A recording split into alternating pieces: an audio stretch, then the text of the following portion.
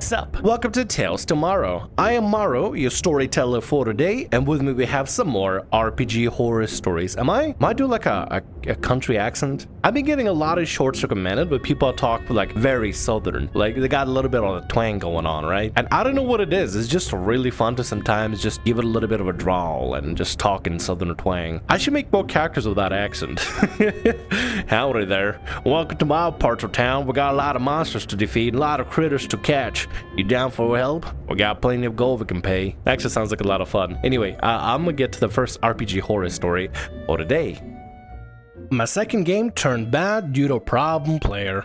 Warning, essay and hate speech edits. Don't know why I included a fighter other than typing this when knackered from dialysis. He never joined after session 0, so I corrected that bit. A lot of people DM'd asking about my health. I'm okay as you can be with kidney failure, good days and bad days. For those that asked after me, thank you. To be honest, I never thought I'd end up with a post like this, as our home game problems were dealt with advice from D&D subreddits on how to deal. So I played my sister's game, hosted at home at our table. We had some minor problems, but got dealt with. But due to the biggest CR monster of all, scheduling, we didn't get to play as regular as we like, cause 2 of our players work in the same job and get chosen for overtime on the day we play sometimes. This only happens last week. As I really wanted to play more, I looked for other games. LGS had one, but it's paid in full. One of the Discord servers I'm in, the owner plays a VTT and Discord voice call. She spoke to her DM and gets said that there's room for 2 more. I sent him a scanned copy of my existing level 5 Warlock Bard, and he says that's fine, but asked if I only keep 3 of my magic items. Fine with me, as some are homebrewed. I chose my healing rod and my hat of disguise, plus my bag of holding. To bring me in, he asked me if I minded my female tiefling being a prisoner. The others would find me. I said okay, as it gave me a time to adjust to a virtual table and the way these guys play. The cast. Me playing a female tiefling fae warlock bard. Druid, my friend and female wood elf druid. Fighter, couldn't play after session 0 due to work sadly, he seemed cool. Rogue, other new guy, problem player, new to D&D. Paladin, half-orc paladin, minor problem, druid's husband, mainly just grumpy till towards the end. Looking back, it was more role-playing than actual bad-tempered. DM, thanks for the comment here, realized that my tired ass hasn't spotted he was a bigger red flag. He is the root cause of this. Table rules of note, no ERP, fade to black, no PvP, no stealing from party, etc. So I'm told to wake up naked, hang by my ankles from the roof of chamber, blindfolded and gagged. My hands tied behind me. That's an interesting way to start a campaign. Not only are you gagged, blinded, chained, and naked?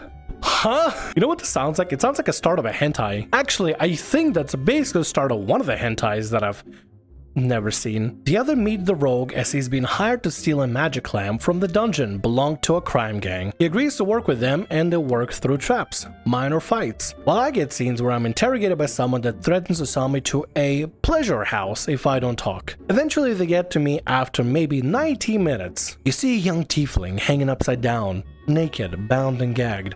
A bag on top of a pile of gear, evidently the prisoner. I take all the gear and leave.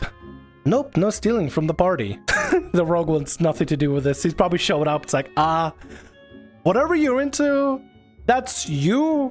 I'm just gonna take your stuff and go. You have fun over there. Druid and Paladin say they're going to free me.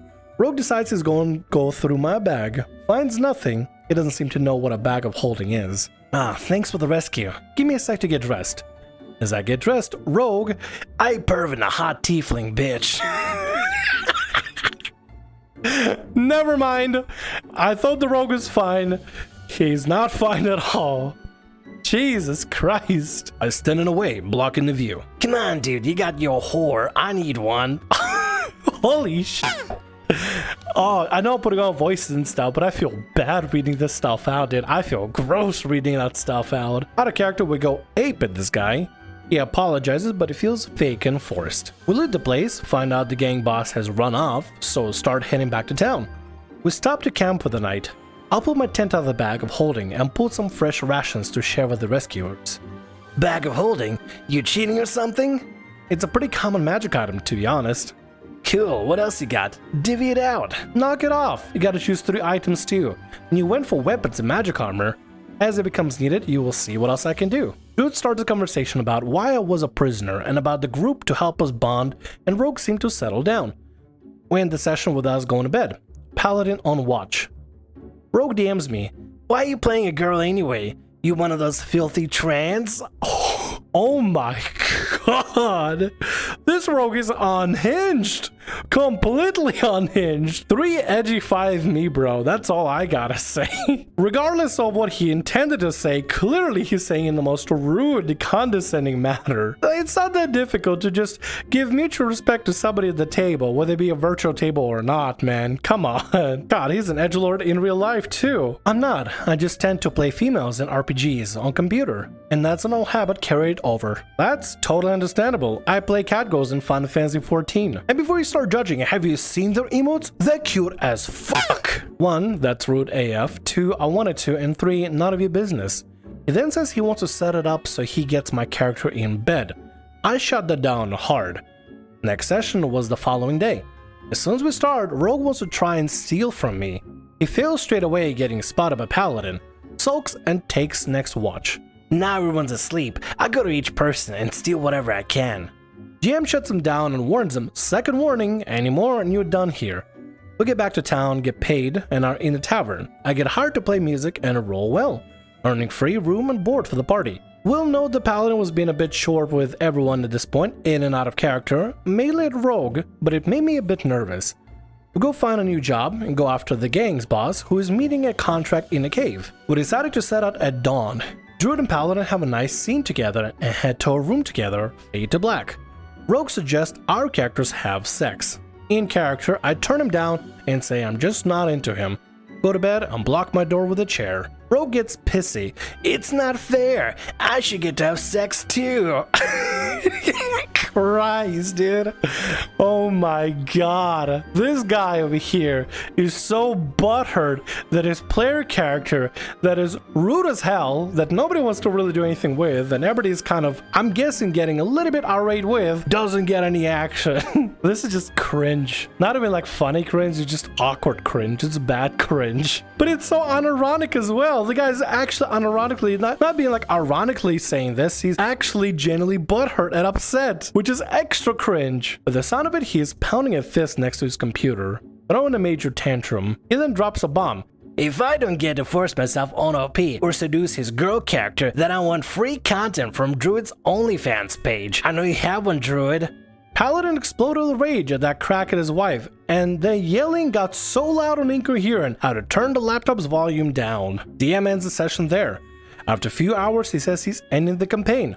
Wants only myself and Paladin back. Well, if they're getting rid of the rogue, that might be a good thing, but there's a lot more to this story though, so let's see how this plays out. Paladin refuses to play with that druid, and I said that after this experience, I'll stick to my in-person game. Not blaming the DM, but I just don't need the drama. If Druid does have OnlyFans, that's her business. I'm not gonna judge.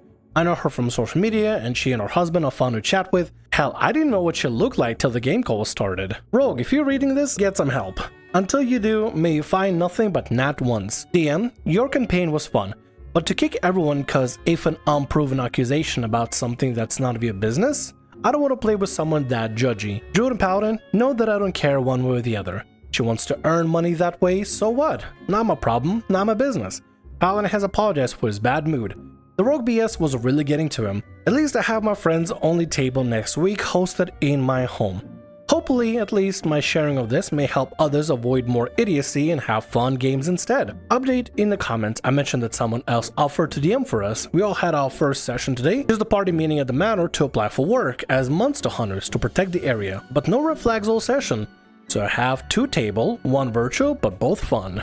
And I'm happy for you, glad things are working out. The DM definitely pulled a really weird move with canceling the entire game over Rogue. The Gigabrain's simplest solution would just be to kick the Rogue out, because every other players seem to be fine, and doesn't seem there was a problem with any other player. Assuming the DM and Rogue know each other, if the Rogue is clearly being a problem, right? The DM should just let the rogue know that, hey, you're being a huge nuisance, you're ruining the entire game for everybody, you're out, and just call it right there. Anyway, let's get to the next story for today. Cringy player tries to romance another player in and out of game. Gets told no, and then freaks out when another player dates the same person. Hello people, this is my first post on Reddit, and English is definitely not my first language, so please don't mind if the grammar might be a bit off in some places. I had quite a lot of things happening in TTRPGs that might earn the title of RPG horror story. That story began with the annoying protein blob beginning with C was still around, and I was on a D&D Discord server for a second time. The first time is another, and in a way worse horror story, which I might tell later. Anyway, the friend who invited me to the first server tried to get me to play with her again, and invited me to a way smaller server. The last one was West Marches with 100 plus, and this around 20 people in total. It was owned by a good friend of hers, and the atmosphere was directly way more personal, which was a great benefit for me. I was still more accustomed to playing with my friends at home. The rest of the group was already set up, and the DM scheduling a session 0 to give everybody a chance to get to know each other. I just knew the GM and my friends so far. Explaining the setting to everyone and give time to finish and present characters. So far, there was nothing to really complain about. Finally meeting the cast of the story, named after their classes: GM, guy in his late 20s, the game master and owner of the server, also an amazing storyteller, Paladin, woman in her early 20s, said friend that brought me here, shy but very friendly, Ranger, guy in his mid-20s, become very important in the story later, Rogue, guy in his late 20s, the brother of Ranger, was slightly important, Fighter, youngest guy in the group, around 19 I think, and the problem later on. And of course me, also a guy in his mid-20s playing a warlock. Everything was set up, and we all met for the first time. The session 0 went really well. Nobody had issues with anyone, and all characters were very interesting. We all agreed on topics that we didn't want in-game, which for me included any form of erotic roleplay and romances, at least with my character involved. You can imagine why I mentioned that, but to save time, I'm not going to explain everything, but bring it up if it gets important. The first session went pretty well, as we were set on task to clean an area of monsters and then help a group of settlers to build their new town there, as well as protecting it later, which is a nice plot hook to get us all involved. It was executed really well. We're all having quite a lot of fun, but slowly first things started to show up that were slightly annoying. Our fighter always insisted on looking basically like a Roman gladiator, wearing just enough clothing to not be considered naked, but so that anyone could see 90% of his skin. He'd also go in great detail describing how the muscles in his chiseled muscular chest were working, and his tight black leather harness pressed against his wet skin and all that stuff. So yeah, he was basically describing how super hot his character looked while killing goblins. Given, he rolled for stats in chat with the GM, and did have really good strength, dexterity, con, and charisma, but he was overdoing it quite a bit. Sometimes to a degree that bordered erotic roleplay. It was not that serious in raw game terms, but it was still annoying, since his turns were taking way longer than necessary. After one later session, I just jokingly asked him if he was authoring erotic stories, because his description were quite nice, well, they actually were, but it felt out of place in the story. Everyone laughed since the answer was yes, and I randomly found out that there were 3 gay men in his group: Fighter, Ranger, and myself, which will get important. This was seemingly a normal thing for Fighter, and I was told I shouldn't think too much about it. I still asked if he could do it a bit less, because it was repeating itself and getting annoying. He promised to do that, and next session were nearly free of erotic descriptions. This is less of a horror story and more like, hey, communication solved everything, ba ba ba da ba. I mean, there's still a lot more to go through this, so probably the horror story is gonna start later, or maybe the fighter is gonna come back again with more erotic description of his chiseled abs and stuff. But at the same time, his fighter tried to get close to my warlock. It started with him talking way more to my character than before. Then he tried to be present in every scene my character was part of. Finally, he tried to heroically protect him from all harm, like a real man should, and from my point today, began to flirt with him, which I didn't understand. He also asked after every session, where we will all be talking a bit before going to bed, if he could talk with me alone afterwards. The first few times I was okay with that. I enjoyed talking to people, and as I found out, he had no one really to talk to. So he, of course, told me nearly everything about his whole life, like how he was cheated on by other guys all the time, just because he was not hot enough, as if everybody was just looking for the hot guys and so on and so forth. He's not the most attractive guy, calling it average sounds wrong, but I have no better way of putting it, but personally I wouldn't consider that a problem. He did have some really strange ideas about a relationship, and especially about where they begin, but the strangest thing was the way he used the term alpha to describe himself, which I couldn't comprehend at the time. Now I do, as will most of you. Oh no, he's one of those alpha males, sigma males, ligma males. Christ. It's perfectly fine to be okay in your own skin and being confident with yourself without trying to tell everybody, hey, I'm an alpha. Hey, alpha mindset, guys, I'm such an alpha. Nobody cares if you're an alpha, beta, sigma, ligma. Nobody gives a shit. Describing yourself as an alpha is the same thing when somebody describes himself as, oh, I'm such a Gemini. It's the same thing. It's just literally horoscopes for insecure guys. None of these words matter whatsoever. It just matters about being a decent human being, and that's about it, and not being a dickhead. But let's continue with the story. Of course, after all that, he was waiting for the right guy he would share their true love with and be happy with just one another. Oh, this was a bit over the top from my point of view, so I tried to explain that he might need to get a bit more realistic with his expectations to actually get a boyfriend and not scare them off with his demands. Side note here, I wasn't applying to be his psychologist or boyfriend, kept my distance. None of the other players, excluding my friend and later Ranger, knew my actual name or anything important about me, and he was no exception. This made the next thing even more unexplainable. It went on like this for 2 weeks. We played 2 times a week, until he was getting a bit too pushy and I declined talking to him alone again. And again, because he wouldn't stop talking. While in the meantime, Ranger and I were actually becoming friends, and instead of talking along with the group, we'd spend the night talking to each other.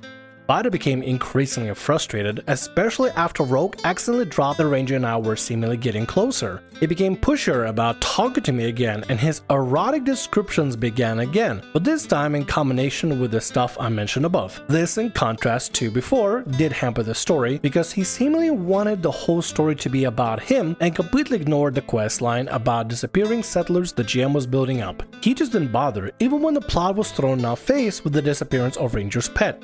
He also started in-game to build a house for his fighter and my warlock. At that point, I finally got what he was all about, and I was planning to make it clear that I had just no interest in him whatsoever, not in game or real life. But Ranger had a funny, but in hindsight slightly stupid idea to get him to stop his descriptions in another way. So the next session came around and I had my speech prepared. Fighter was late, so I couldn't do it before the session, as I didn't want to delay it. Instead, I was planning to do it afterwards. The session was about to begin when Ranger turned on his camera, which he usually did.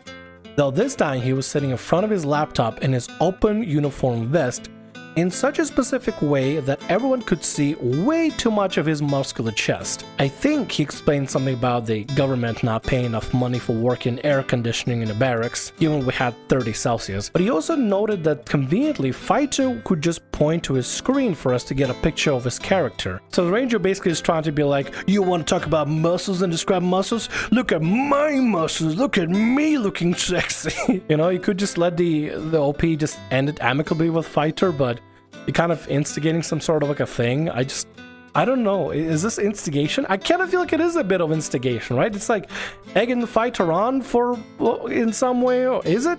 I don't know. I'm confused with how this is playing out, but let's keep going. He was exaggerating a lot, of course. He was good looking though, and the clear joke, he was nearly laughing the whole time, did not miss its goal. Everybody had a good laugh, and not even a minute later the GM casually asked him to put on a shirt, which he did. I assume that was not the first time he did that. This also completely stopped Fighter from doing his usual descriptions, and the session went smooth again. We even managed to kill a boss, a gigantic spider thing, with no erotic statements. I asked after the session if I could talk with Fighter alone for a moment, which he eagerly agreed to. He seemingly thought that we would just get to talk again like before, but I made it clear that I'm going to explain something instead. So I told him in polite but very clear words what was bothering me about his playstyle, and that I'm not interested in him in such a way. Surprisingly, he took it well and said that he accepts that I'm not interested in him. Might be he also said yet, but I'm not sure. So I presumed everything was fine again. Went back to the group chat and just said that we needed to sort some things out. Everyone went to bed happy with no bad feelings, at least I thought so, but I later realized this event could be interpreted very differently in a later context, and this was a very bad timing. If the story ended amicably and well, it would be posted on RPG Horror Stories, so I'm assuming for, well, a lot of jealousy. So Ranger and I did our usual thing of talking until late. Things did change a bit between the two of us afterwards. Maybe it started with me complimenting him about his looks and admittingly that I'm really into uniforms, but it changed the tone onto a new way. We never even talked about any of this ever before. A good month with really well running sessions and a lot of private talking between the two of us later, he and I agreed to meet in person in the city, and the first date went well. The next day, Rogue asked in the group chat how everyone's Saturday had been, and Ranger, overlooking that it was the group chat, answered him quite truthfully that the two of us had a really wonderful day. We both separately didn't look at the group chat afterwards for several hours, up until Rogue called Ranger and Ranger then me and told me to take a look at the chat. Well, guess what I would see? I'm expecting like a confession and like saying you betrayed me and stuff, or drama, like a whole novel be written out. It started with Fighter asking us if he misunderstood something. Since we didn't answer him, Paladin, who didn't really think anything bad about that, told him they had been dating for quite a while and finally met each other in person. Technically wrong because we just started dating. After a few minutes, he exploded onto the two of us in a group chat. On Ranger because he was just a horny, stupid soldier who wanted nothing else than getting into every other guy's pants, taking away everyone's chances for a good relationship. And on me for leading him on, friend-zoning him, and keeping him around just in case it didn't work out with Ranger. Paladin, Rogue, and the GM definitely tried their best to stop his text-based rampage, but as it seemingly went quiet in the group chat, he just switched to the private chat with Ranger and me each. So both looked against two massive castle walls of text in private chat. We sent us the screenshots. I could have never imagined that someone could get that angry about a relationship he never had and was never going to have. I don't have the screenshots anymore, but it looked more like 10 screens to actually get the whole text screenshot. As mentioned, that was just half of it. The accusation against me weren't that serious, and I just overlooked the text, shaking my head in disbelief. He noted anytime we talked and how he finally felt connected, accepted for the first time, and so forth. It was melodramatic to the extreme, and he basically confessed his love for me. How I could have an audacity to completely ignore his feelings in his way and taunt him with other guys. As if I didn't talk to him way before I even started dating Ranger. And more important, since when was that any of his business? We didn't even know each other personally. But of course, he was the victim in all this, and we have denied him of the chance to find a boyfriend. It was entirely our fault, and now we would need to apologize to him and break up immediately. When you talk to people, it doesn't mean they guarantee to owe you anything. Even if you think there's something going on, maybe you're misunderstanding the issue here. And that's what's happening with the fighter. He thinks he's being smooth as hell and actually doing stuff properly. But this guy's expecting so much out of this. And I expect someone to just, break up? This is this is actually some high school level drama. I'm very allergic to people with a victim complex, and even more so if they're trying to guilt trip me. So I made the right decision for myself and ended the story then and there. I just blocked him, sent the screenshots to DM, and told him that I'm not going to play with that guy again before muting the server for a while. So that's actually where the horror story ends for me. Likely because Fido lost the one way he could contact me. The next part was when Ranger told me later, so it's a bit less detailed. Regardless of what happens to the fighter, you did the right thing. If you find somebody that's just creating problems for no reason in a, TTRPG server, and they're going at you, starting some sort of unnecessary drama, block him. Disable any way of communicating with them, and just let the rest of people know how crappy you've been treated. And that's it. That's the best way to do it. That's the best decision you could have done, and I appreciate you for it. Well done. Since I wasn't so close with the group, I could have just left, but Ranger thought Fighter was his friend, so it gave him at least a chance to explain himself. I totally agree with that specifically, even if the text for him were even worse than for me. He talked with GM and Paladin about that, and they agreed that maybe if Fighter apologized and dropped out of the story himself, no one would be forced to pick sides and an all-out fallout could be prevented. So the two would try to be neutral ambassadors and get Fighter to talk with Ranger. Hopes seemed to be high because Fighter agreed to that and stopped sending more aggressive text to Ranger. The day arrived and they all met in the chat room. First thing the Fighter asked was when he entered the chat was if I'm late. No idea why he thought I would be present too. As he was told by Paladin that I wouldn't be there and had declined talking to him ever again, things went south immediately. No one told me what has happened in this talk, but later that day, Fighter forced everyone to pick a side just by throwing the conflict into the general chat. Accusations against Ranger were thrown around that were serious that Ranger went straight to the police and reported them. Jesus Christ, what could he have said? Why is this just devolving into like a further drama and just more and more drama? Long story short, Fighter was thrown from the server and everybody blocked him, since he wouldn't stop berating everyone to break contact with Ranger and me, because we were so bad and egotistic people.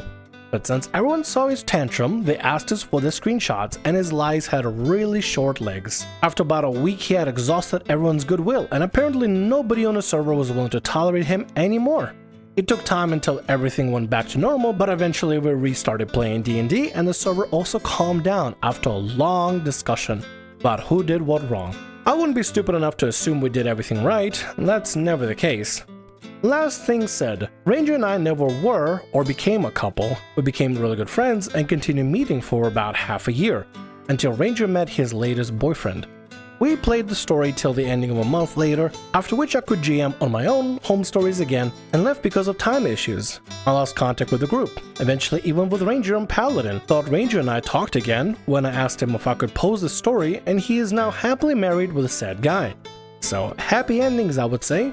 Hope you enjoyed the story, and thanks for reading. Thanks for posting! This is a lot of high school drama that escalated. The fighter could have chose to just take the rejection amicably. I understand if that can be upsetting at times. Rejections is hard to take, but it is important to know how to take rejections and take them amicably. You could have two choices. One, you can be a big crybaby about it, like Fighter was, and start a bunch of drama and high school nonsense with it. Two, finger guns. Psh, psh. You could just take it amicably and just realize that people can like other people. And you don't have to be a dickhead about it and just play D&D.